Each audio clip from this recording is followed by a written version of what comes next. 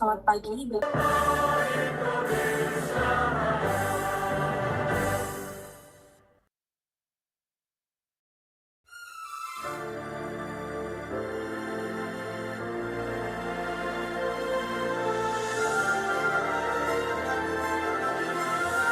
Selamat pagi, dokter, abang kakak, dan teman-teman sekalian.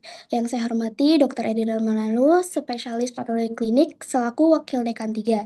Yang saya hormati Kak Clara Malisa Kasenobua, selaku Ketua Divisi Publication dan kebajikan bagi kita semua. Kegiatan ini merupakan momen yang sangat berharga bagi kita semua. Membacakan CV-nya ya.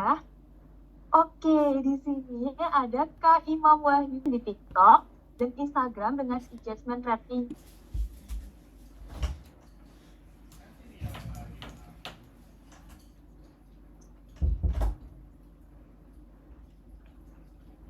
Terus untuk rule of odds. Kalau rule of odds itu dalam angka ganjil. Kalau untuk dalam angka ganjil, Kan operator, mohon bantuannya untuk menampilkan sertifikat penghargaan untuk Kak Imam Wahyudi di layar. Dan dimohon untuk Kak Imam agar bersedia. Dan nanti teman-teman harus cepat-cepatan ya tebak gambar di kolom chat, oke? Boleh nih langsung aja nih untuk gambar pertama. Yuk, kira-kira apa nih teman-teman? Boleh nih langsung aja chat di kolom chat. Dijawab di kolom chat. Kira-kira apa ya?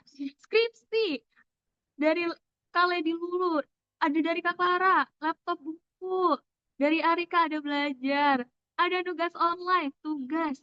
Ngerjain laprak biokim, laprak maal, belajar kafe. Wah, wah, wah, pada banyak banget ya jawabannya.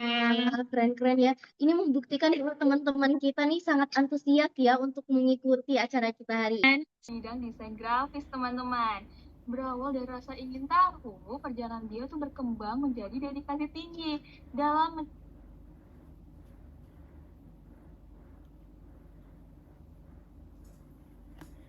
menciptakan karya visual yang tidak hanya menarik dan audiens. Selama perjalanannya, Kak Hanif aktif mengikuti berbagai kompetisi desain yang mengasah kemampuan teknik sekaligus membentuk cara pandang kreatifnya dan didukung dengan penguasaan berbagai tools seperti Adobe, Illustrator, Photoshop, InDesign, After Effects, dan Figma. Dan beliau juga mampu menerjemahkan ide menjadi visual yang relevan, kuat, dan mudah diingat nih. Dan pastinya prestasinya yang gak kalah kerennya yaitu beliau juga pernah mendapatkan gold medali juara 1 pada seleksi nasional World Skills ASEAN Manila 2025 serta medali of excellence peringkat 4 di ajang yang sama pada bidang graphic design teknologi. Keren banget ya Kak Risa, Kak Hanif ini.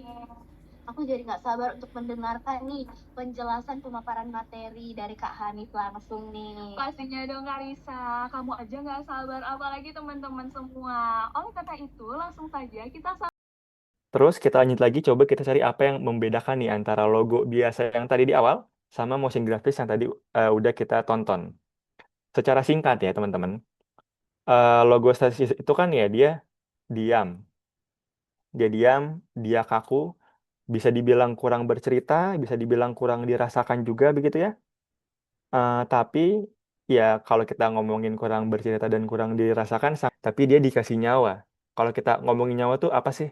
Nyawa kan ya bisa bergerak, ada suaranya, bisa bergerak, terus ya dia eh, hidup, bisa dibilang begitu ya.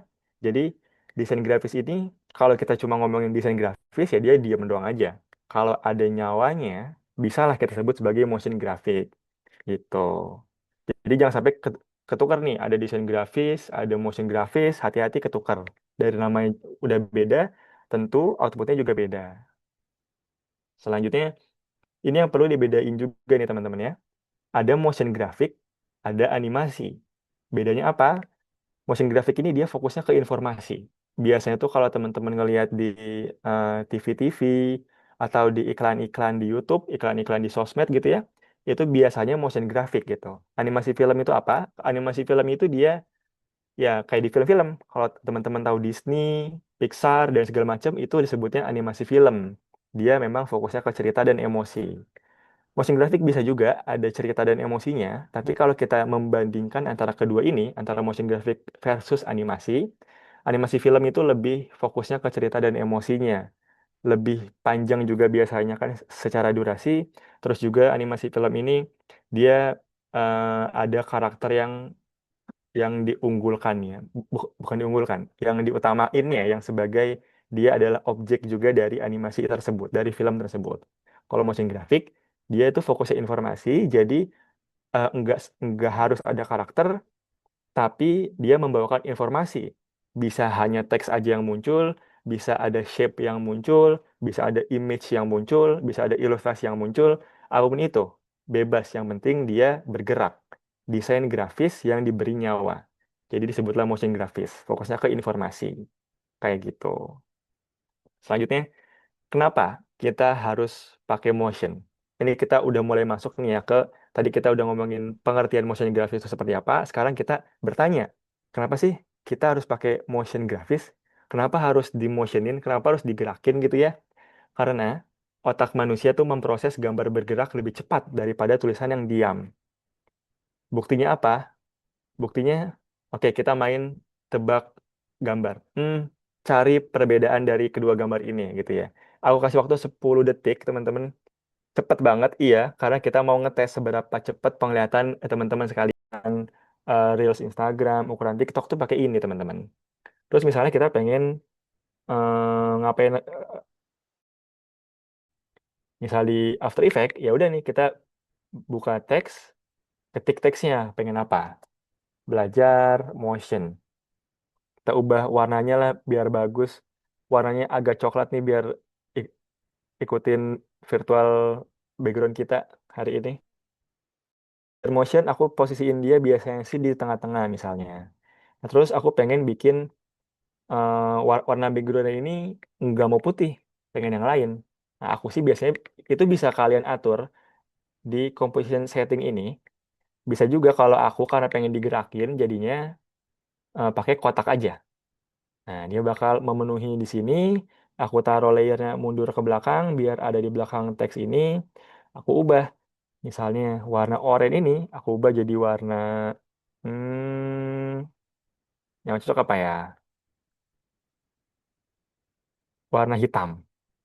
Abu-abu deh. Nah, gini. Nggak putih, nggak hitam, abu-abu. Oke.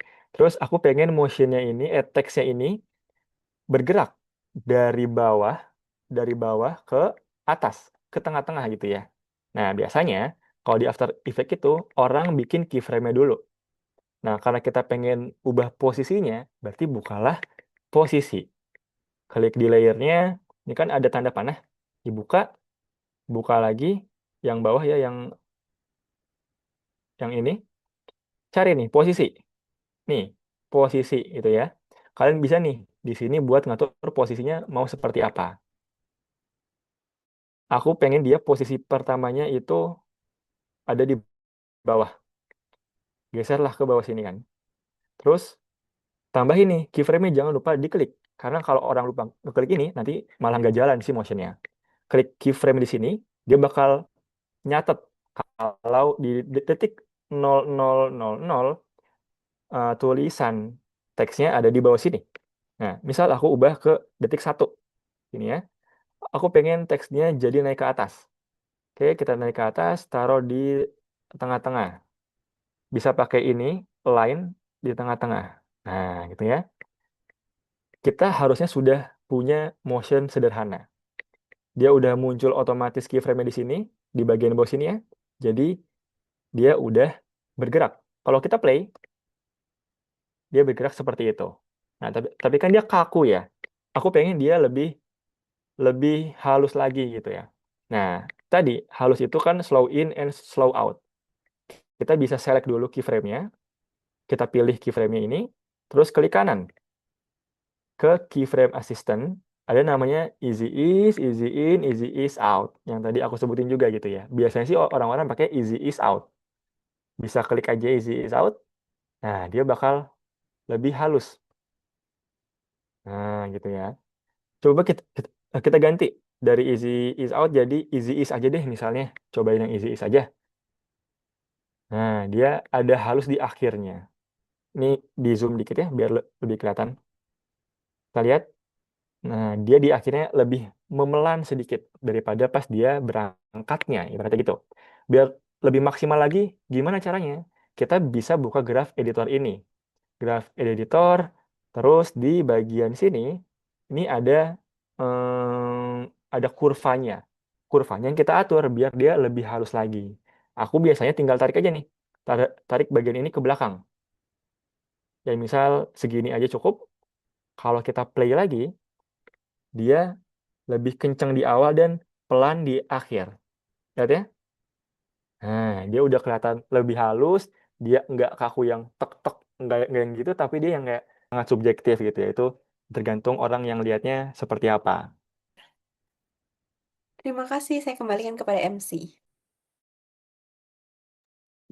Baik, terima kasih kepada tim dokumentasi.